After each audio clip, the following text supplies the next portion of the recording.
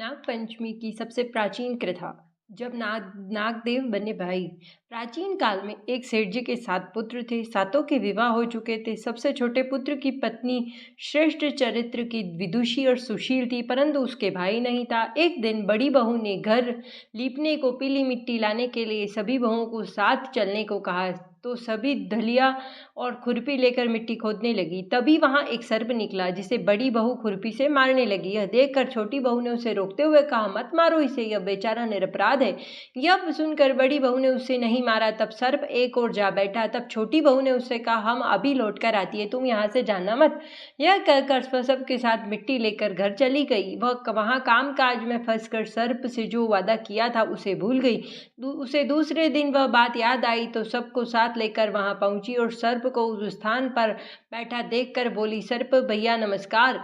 सर्प ने कहा, तू भैया कह चुकी है, इसलिए तुझे छोड़ देता हूँ, नहीं तो झूठी बात कहने के कारण तुझे अभी डस लेता। वह बोली, तुझ भैया मुझसे भूल हो गई, उसकी क्षमा मांगती हूँ। तब सर्प बोला, अच्छा तू आज से मेरी बहन और मैं तेरा भाई हुआ, तुझे जो मांगना है मांग ले। वह बोली, भैया मेरा कोई नहीं है, अच्छा हुआ तू मेरा भाई बन गया। कुछ दिन व्यतीत होने पर वह सर्प मनुष्य का रूप रख कर उसके घर आया और बोला कि मेरी बहन को भेज दो।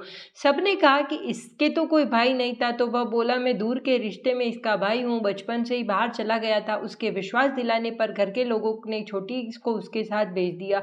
उसने मार्ग में बताया कि मैं वही सर्प हूँ, इसलिए तुझे डरना नहीं, और जहाँ चलने में कठिनाई हो वहाँ मेरी पूछ पकड़ लेना।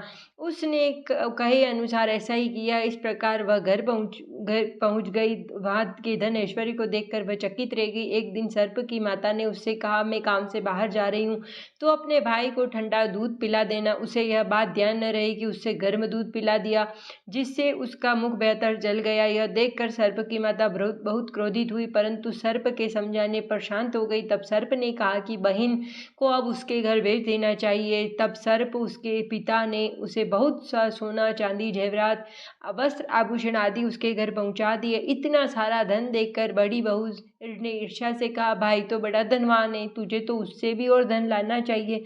सर्प ने यह वचन सुना तो सब वस्तुएं सोने की लाकर दे दी। यह देखकर बड़ी बहू ने उन्हें झाड़ने की झाड़ू भी सोने की होनी चाहिए। तब सर्प ने झाड़ू भी सोने की लाकर दी। सर्प ने छोटी बहू को हीरा मणियों का एक अद्भुत हार दिया। उसकी प्रशंसा उस देश की रानी ने भी सुनी और वह राजा से बोली कि सेठ की छोटी बहू का हार यहाँ आना चाहिए। राजा ने मंत्री को हुक्म दिया कि उससे वह हार लेकर शीघ्र ही उपस्थित हो। मंत्री ने सेठ जी से जाकर कहा कि महारानी जी, छोटी बहू का हार पहनेगी, वह उससे लेकर मुझे दे दो। सेठ जी ने डर के कारण छोटी बहू से हार मंगा कर दे दिया। छोटी बहू को यह बात बुरी लगी। उसने अपने सर्प भाई को याद किया और आने पर प्रार्थना की, भैया रानी ने हार छीन लिया, तुम कुछ करो कि जब वह हार उसके गले में रहे तब तक के लिए वह सर्प बन जाए, और जब वो मुझे लौटा दे तब वह हीरो मणियों का हो जाए। सर्प ने ठीक वैसा ही किया। जैसे ही रानी ने हार पहना वैसे ही वह सर्प रस्सी बन गया। वह सर्प बन गया। वह देख कर रानी चीख पड़ी और रोने लगी। यह देख राजा ने सेठ के पास खबर भेजी कि छोटी बहू को तुरंत भेजो। सेठ जी डर गए। राजा ने न जाने क्या करेगा। वे स्वयं छोटी बहू को साथ लेकर उपस्थित हुए। राजा ने छोटी बहू से पूछा, तूने क्या जादू किया है, मैं तुझे दंड दूंगा। छोटी बहू बोली, राजन धृष्टता क्षमा कीजिए, यह हार ही ऐसा है कि मेरे गले में हीरो और मणियों का रहता है और दूसरे के गले में सर्प बन जाता है। यह सुनकर राजा ने वह सर्प बना हार उसे देखकर, अभी पहन कर दिखाओ। छोटी बहू ने जैसे ही उसे पहना वैसे ही हीरा मणियों का हो गया।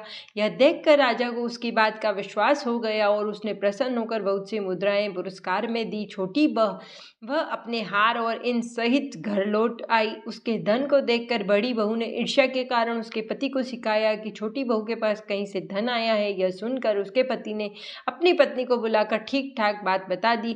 यह धन तुझे कौन देता है? तब वह सर्प को याद करने लगी। तब उसी समय सर्प ने प्रकट होकर कहा, यदि मेरी धर्म बहन के आचरण पर संदेह प्रकट करेगा तो मैं उसे खा लूंगा। यह सुनकर छोटी बहू का पति बहुत प्रसन्न हुआ। उसने सर्प देवता का बड़ा सत्कार किया। उस दिन से नागपंचमी का त्योहार मनाया जाता है और स्त्रियां सर्प को भाई मानकर उसकी पूजा करती है।